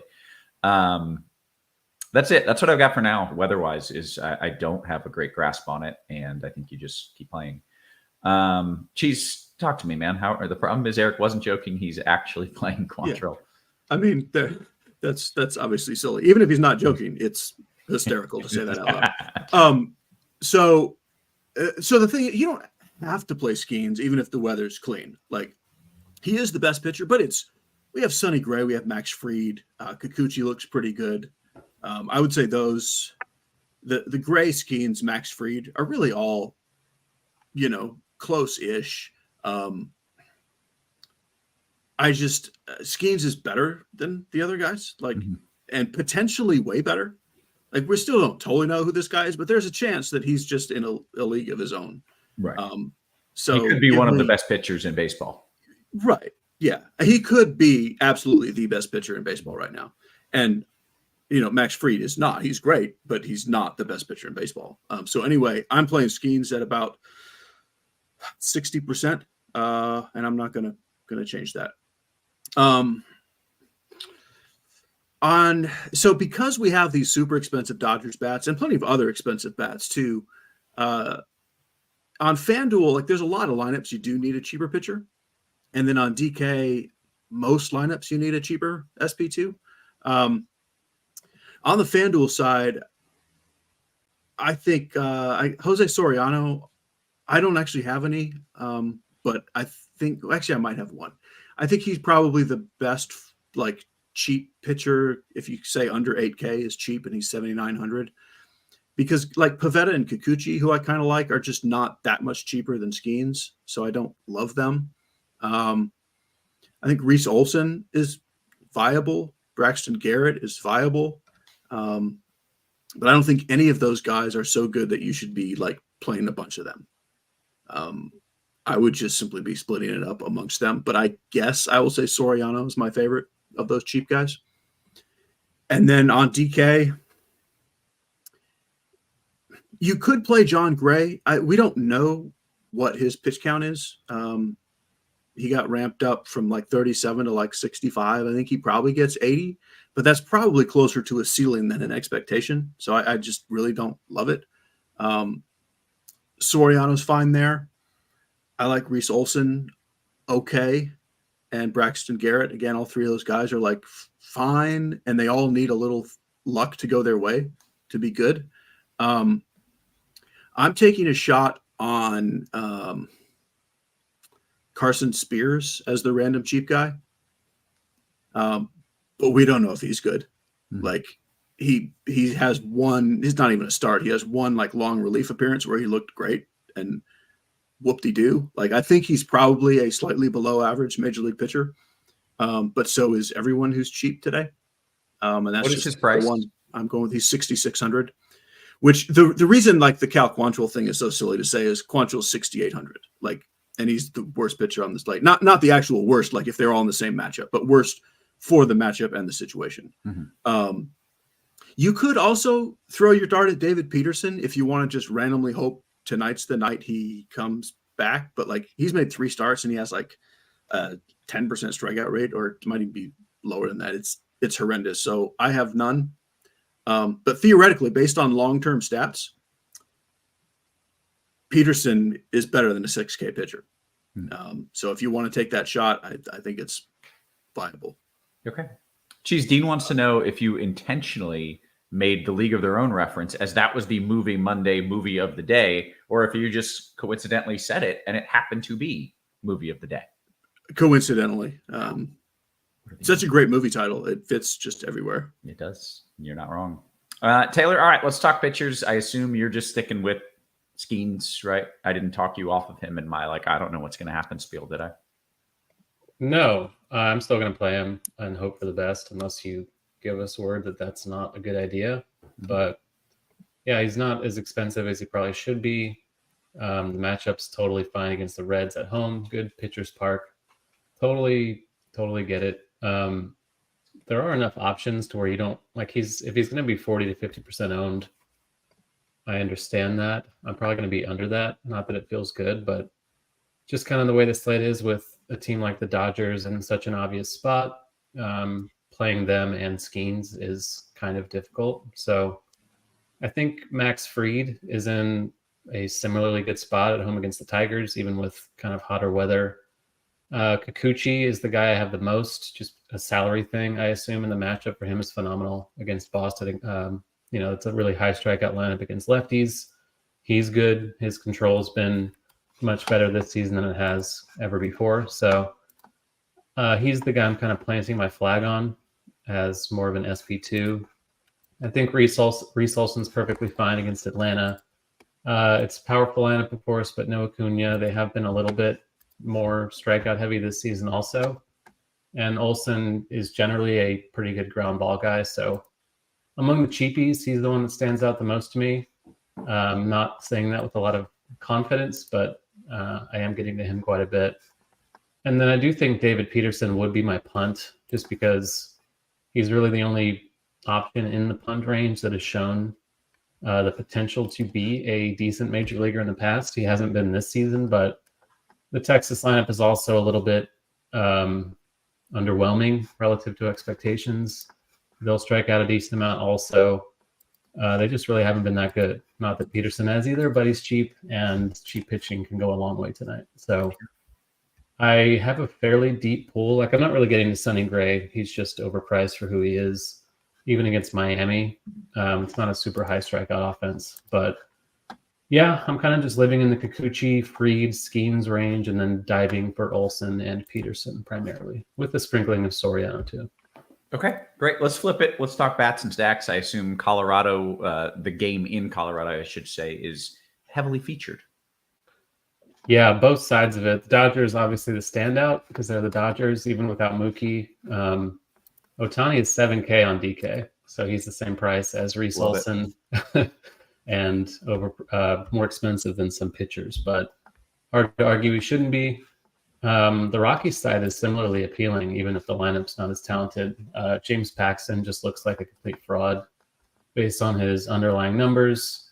The offense is not atrocious for Colorado. They have a decent mix of value and okay pricier guys, Ezekiel Tovar being the standout, Adael Amador being the punt that stands out quite a bit to me. Another value team I kind of like, just pure value thing, like you can stack them pretty easily with the Dodgers, is on DraftKings the Cardinals. I think Braxton Garrett is a good pitcher, decent pitcher at least, but everyone in the whole lineup is under 4K on DK, which is just, I think they're too cheap for who they are. So if you're looking for a secondary stack to play with a more expensive primary stack on DK, I think the Cardinals make a lot of sense from a salary standpoint. We also have the Wrigley Wind, so the Giants and the Cubs both looking pretty good, even in a game with better pitchers than Coors has.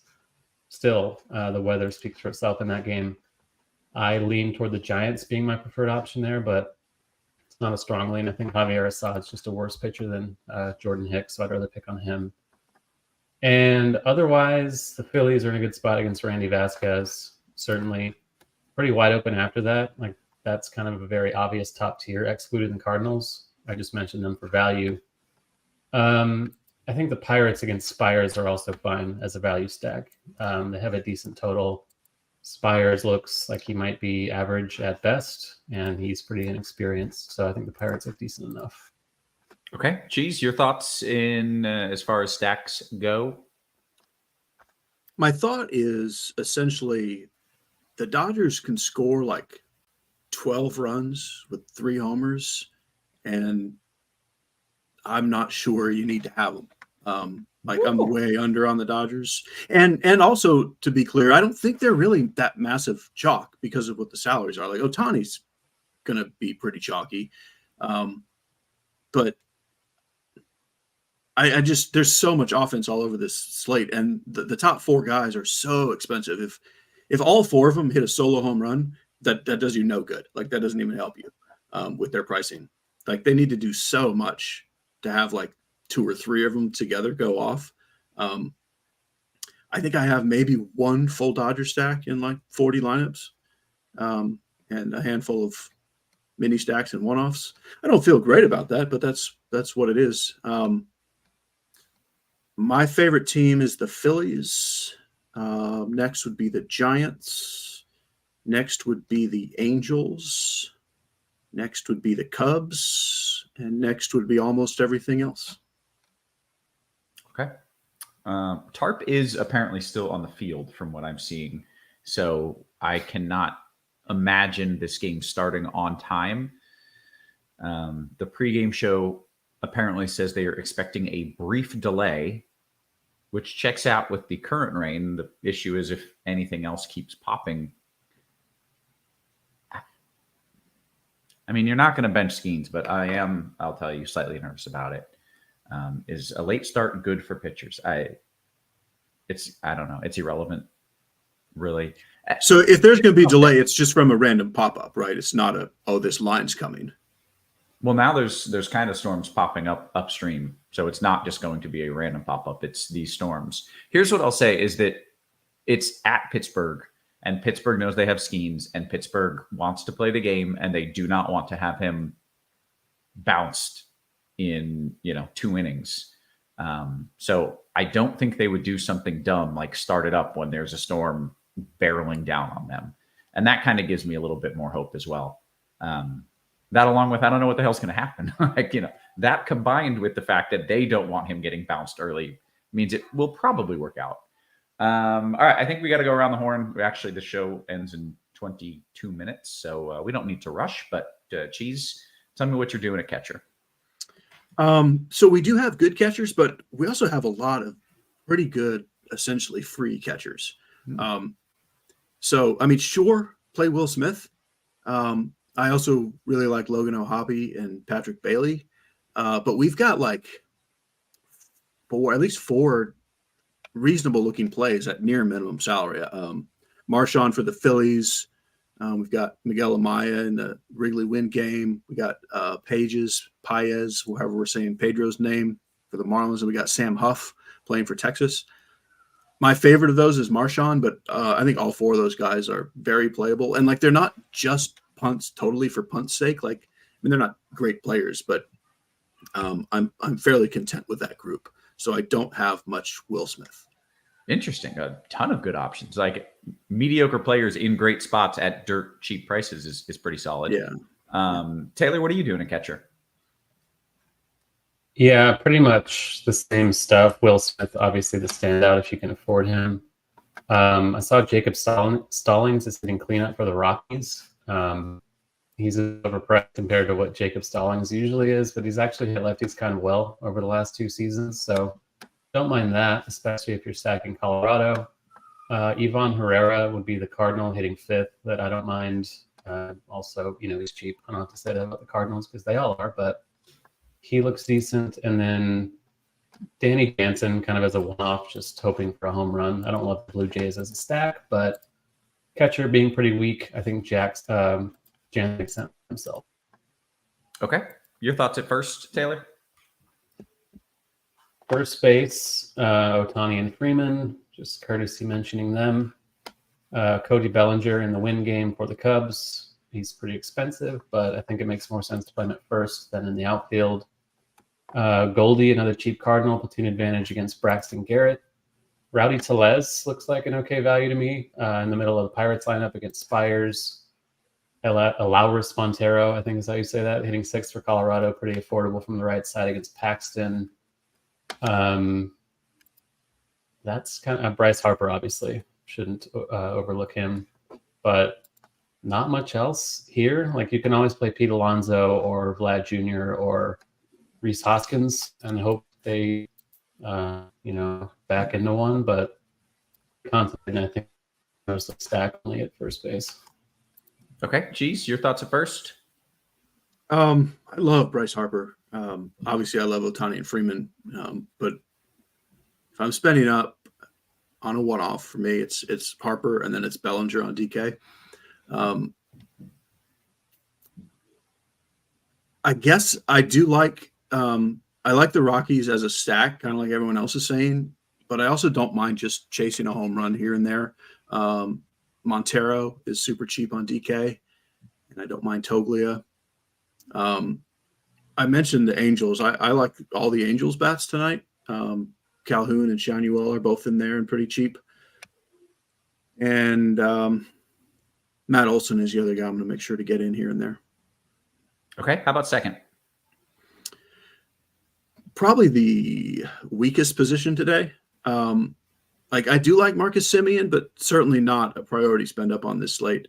I think that the Dodgers Giants game is going to have, I realize that's not one game, that's two different games, but those two teams are going to make up a lot of cheap chalk that's really not great chalk on its own, like Gavin Lux and Brett Wisely.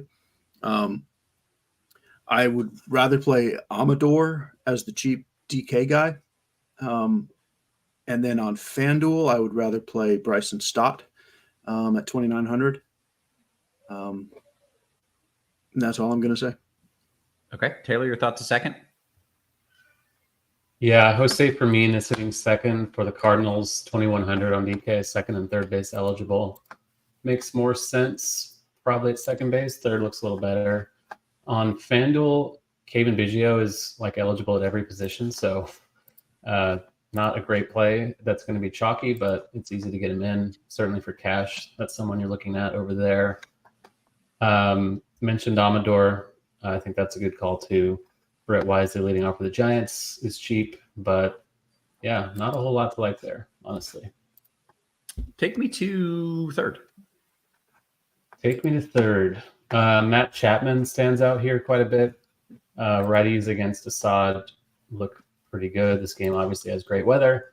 Kind of a fly ball hitter too, so I like that quite a bit. For me, you can play here Biggio on DK. You can play at third. Christopher Morel on the other side of the win game. I think Manny Machado is kind of interesting against Christopher Sanchez, just a pitch to contact lefty in a park upgrade for the Padres. Arenado, garden position if you're not playing Fermin there. And that's pretty much it. Maybe Ke'Bryan Hayes in your Pirate stack, but yeah, the depth is kind of lacking in this position. Austin Riley and Rafael Devers are not going to get played by anyone, which is kind of interesting, but yeah, that's about it. Cheese, your thoughts at third? Yeah, I think Chapman is pretty heavy chalk, and I like him a lot. But I think he'll be enough higher owned than Morel and Machado that I'm kind of splitting those three up. And those are really the only three guys I particularly like at the position. I think the other things are in stacks. Yeah. It's my girls came home. All right. Matt Chapman chalk. Chapman chalk. Love it. Take me to shortstop, Cheese. Here we have probably O'Neal Cruz chalk because we don't have a lot of the usual suspects up top. Betts is hurt. Witt's not playing. Ellie's in a tough matchup. Seager it's not, I don't know if I want to say it's a tough matchup, but it is lefty-lefty against a ground ball pitcher. Tovar is kind of expensive. So all that leads to O'Neal Cruz chalk. I guess he's still the top guy, though, because he's, especially on DK, he's like $1,000 less than most of those other guys. I did some pivots to Willie Adames, got a little Mason Wynn. But essentially, like with those expensive guys, I just can't really get to them outside of stacks in the context of this slate. Okay. Taylor, your thoughts at short? Yeah, I don't think a Mets mini stack is the worst thing on this slate against John Gray. Just hoping for the best. Lindor being unowned on this slate makes him look pretty appealing. I don't mind Trey Turner as a flyer in your Philly stack, first game back off the IL. Romy Gonzalez is cheap and hitting sixth against Kikuchi, but like I said, I'm much more on the Kikuchi side of that. So he ran it down pretty well. The shortstop's not quite as... I was not ready for the Romy Gonzalez shutout. I have to redo my lineups. Yeah, I did not want him to pop up. He is cheap. That's all it is. What are you doing in the outfield? Well, you can play your Dodgers. Ohtani also eligible in the outfield. Andy Pajes is a decent value relative to the others at 4.3 on DK. Teoscar Hernandez is wildly expensive, but good power source there, of course, in the Dodger stack. For Colorado, Brenton Doyle leading off, Nolan Jones hitting second. They're not cheap, but decent pivots if the Dodgers are going to be more popular than them, which they should be. The Giants have 4 guys you can play here. Elliot Ramos hitting second, Michael Conforto hitting fifth, stand out the most. Certainly Jorge Soler for the same reason Matt Chapman stands out. And then Yastrzemski kind of buried in 7, but he's cheap, so that's okay enough. I forgot Hayward, another Dodger, cheap pinch hit risk with him, but cheap in Coors is useful. Michael Toglia, another Rocky you can play in the outfield. And otherwise, you're firing darts with guys like Tatis that aren't going to be popular. JD Martinez, I mentioned the Met stack looking okay. He would fit into that nicely. And Brendan Donovan and Dylan Carlson, a couple of cheap Cardinals that stand out. Cheese, your thoughts in the outfield? My main thought is I love Kyle Schwarber. Like he and Tatis, like compared to the Dodgers ownership and probably even Cubs and Giants, they'll be low enough owned to be considered sneaky, which we do love sneakiness. There's plenty of mid-tier stuff. Like it's all the Cubs and Giants, all the Rockies. I think probably Hunter Goodman is my favorite amongst that group, along with Soler. And then cheap stuff, Kelnick, Wyatt Langford, Mickey Moniak, David Dahl. Taylor mentioned Dylan Carlson. I think that's the bulk of my list, but there's plenty of cheap-ish stuff. Also like Adolis Garcia and as another spend up to be different, and Taylor Ward. Okay. They are removing the tarp in Pittsburgh now. They did announce a late start. Apparently, the game is expected to start at 7:10, which all sounds great, but there's still another line of storms that's forming and kind of moving that way. And I just don't know if these storms are going to hold together because forecast models don't even know if they exist. I still don't think I would change anything. If you have 20 skeins and you could be like, I would prefer to have 18 of these, that would be great. But I really just don't have an answer. This is not supposed to be happening, and it is. And just looking at Radar, I don't know what the outcome is going to be. I'm hoping that they're smart enough to not start it at 7:10 if this line that's upstream still looks healthy and is going to be there 30 minutes from then. I'm hoping that they're smart enough to be like, wait, let's not start the game now. Let's let this next line move through. So that's where I'm at on that, which is no real change. I just still don't know what the hell's going on. We've got 10 minutes. So let's do some home run calls. Cheese, give me a few names. Schwarber would be my kind of obvious spend up. Let's go with Mickey Moniak and Wyatt Langford. Okay. Joey Zaza says he's getting a first pitch Schwarbomb.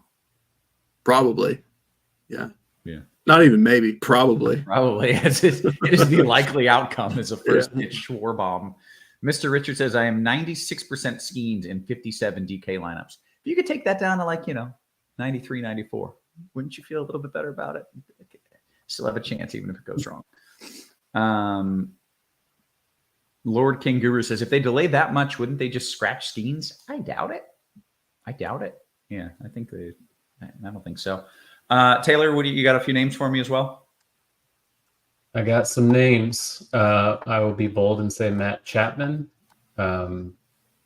If anyone's going to get Kikuchi, it's probably Tyler O'Neill. So let's go with him. And Hunter Goodman is your rando dong of the day.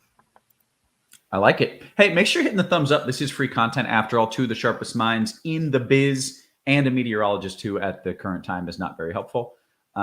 Hit that thumbs up.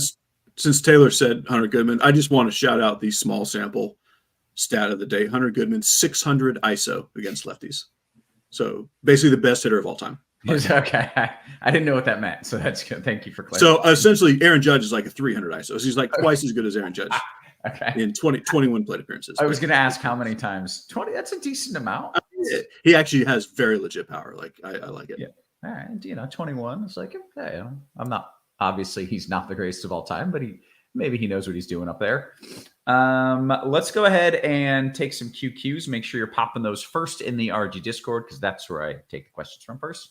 And then we'll be on the YouTube channel as well, checking out the chat there, pulling up that RotoGrinders live stream Discord currently. And we'll go to Falcor's question. Taylor, I'm giving this to you. FanDuel single entry, Matt Olson and Freddie Freeman, or Bryce and Schwarber. These all sound great. Yeah, but I think the Phillies one sounds a little better. Yeah. Dan Jan says, Cheese, are you not considering a Reds mini stack? I mean, Skeens has 3 major league starts, and all of a sudden he's a god. 50% owned. Lol. That was it. Lol. He has 6 major league starts, and they're all amazing. And his AAA numbers were like even better. Yes, I mean, I don't know a single baseball person who has any question that this is already one of, if not the best pitcher in baseball. You can play any team on any day for any reason, but there's nothing fluky about Skeens. Yeah. Okay. Cheese, right back to you. Your favorite pitcher pairing in a DK GPP from the Grinch?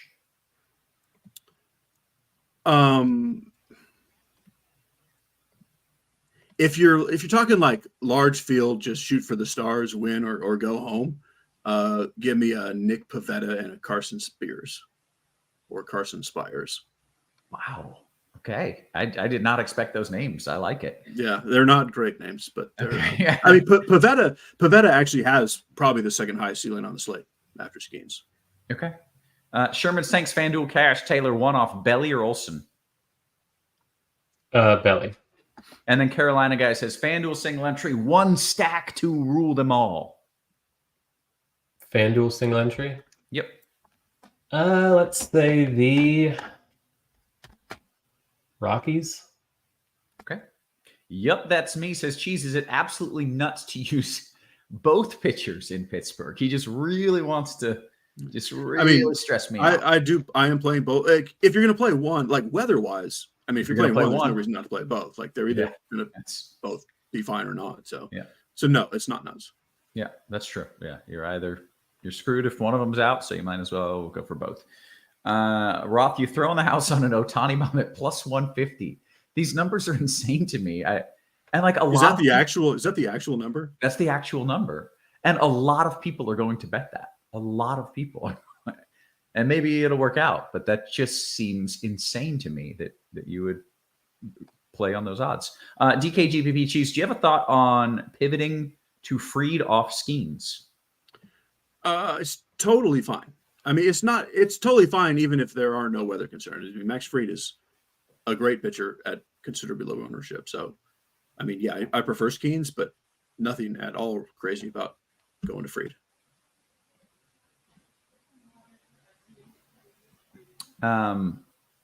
Here's what I think is going to happen. This game is still, first pitch is still, hey girls, first pitch is still 45 minutes away, right? Did I do the math right? 35 minutes away. I think they're going to late start again. They're not going to start in 35 minutes. And they're going to let this line that's kind of developing, that looks to be holding together, they're going to let that move through, and then they're going to play, and then they're going to play without interruption. That is my official take on what's going to happen, is that start time, they know that they have Skeens. It's in their hands. That would be a dumb start as it looks now on radar. So I think they're going to late start again. And as it's very likely this is the last line, they don't need to cancel the game. Just delay for like 2 hours instead of 30 minutes. And then play the game, and then you can play it without issue. So that's where I'm at as my official take. Back to the QQs. FanDuel single entry, Taylor. You think Skeens will now be less owned? No, probably not. No, don't. Yeah. Pirates dumb? Imagine that. Oh, if they, I don't know. Do they do dumb shit? That would not be great. Hopefully they're not like, Washington. Roth, do we have a concern of the game going 9 innings in Pitt? If the game starts, it'll go 9 innings. I think the game will probably start. The concern is more so, are they going to start it and then get a delay? That's the big concern. But I think they're going to be smart enough not to do that. Dante says, Roth, be a big boy and make a call. Or playing Skeens. There you go. That was my call. You play Skeens. I think they're going to late start it again from their current start time. That's my big boy call. But it's not full Skeens ahead. It's not quite full Skeens ahead. By the way, I trademarked that. You have to pay me for that one. Anthony says Skeens are the St. Louis mini stack or Sonny Gray with an Angels mini stack. Jeez. So if I have to just answer that question, I guess I would say Skeens with Cardinals, but I would rather Skeens with the Angels. And if that means you have a little extra money somewhere, great. Interesting. There isn't a single player in the Cardinals lineup averaging even 9 FanDuel points per game, and half are averaging below 5. Doesn't seem great, but also 9 a game. What does a normal player average? 9 a game. I think you get points on FanDuel for like breathing, so it's not that impressive. Okay. All right. I didn't realize that the scale over there. I mean, really, like right around 9 points is like an average game, though. Like if you look at projections, like right at the midpoint of like an average outfielder is gonna be like 9 to 10 points. Like it's 9 points. You should have games that go over that, but as an average, that's not actually that far off. Right, but you should have someone on your team. You should have somebody in that. Yeah, you should probably have a couple guys that can get it done. DK, GPP, Taylor, Freddie Freeman, or Harper. I've got a Philly stack with no Dodgers. Wondering if one effing Freeman would be worth it. If one offing Freeman would be worth it, that makes more sense. So he already has the Philly stack. Just play Harper in it, I think. Yeah. All right. You don't need one effing Freeman. Cheese, from a game 3 perspective, are you saying stupid for looking at the Reds? No, I mean, it's not stupid to look at any baseball team on any day. Like, and they do have that very favorable weather. I'm just saying, like, it's a very big slate and there's a lot of offense. And so for me in 40 lineups, I didn't get to any Reds. In 150, I'd have some Reds. But it's baseball. I mean, they can hit a couple home runs. Yeah. Okay. We're less than a minute away until lock. In fact, I think we're almost there. Let's see. We got the question of the day from Paul. It's the food question of the day. Cheese, I will let you have that. There is a right and a wrong answer. Don't screw this up. Pancakes or waffles, as we have just gotten to lock. Pancakes or waffles, Cheese, what do you got? Well, if there's a clear right answer, I actually need context. Are we talking you're just eating like a couple bites, or you have to eat the whole thing? I think you can eat however much of it you want. Yeah. Like, so the answer is waffles. But like sometimes like 1 or 2 bites of pancake is like, this is the best thing ever. But by like halfway through the first pancake, it's kind of like, are we still doing this? Which is why it's waffles. Are we still doing this? Taylor, do you have an answer here? I think it's waffles too for the crunch. I think that's the tiebreaker for me. I like the crispy edge on the waffle. Ekim says my exact thought. I definitely thought the answer would be pancakes. Waffles don't feel real. They taste like cardboard. The texture's weird. I don't enjoy waffles, but like, give me a blueberry pancake. That is elite. So I'm surprised that we're on different sides of this, but there we go. I guess that's why they both exist. Thomas says, hey, I just got in late. Is the game going to play? I think so. Yeah, I think it is. Skeens is 53.3% owned in the DK $15 relay. He would have been like 53.4. Yeah.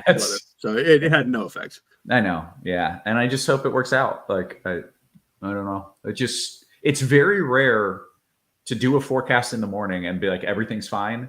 And then when it comes down to it, like, it's not fine at all. That happens, I don't know, 5 times a season, maybe. So we'll see. We'll see what happens. Yeah, it looks so clean. I really didn't even check back at the page. I barely did. Jeez, I barely I just assumed everything was going to be fine. All right, my kids are screaming. We've hit lock. We're going to bounce on out of here. For Taylor, for Cheese, for our wonderful production crew, always working hard behind the scenes, guys. We appreciate you. We love you. We will catch you tomorrow. You have been crunched.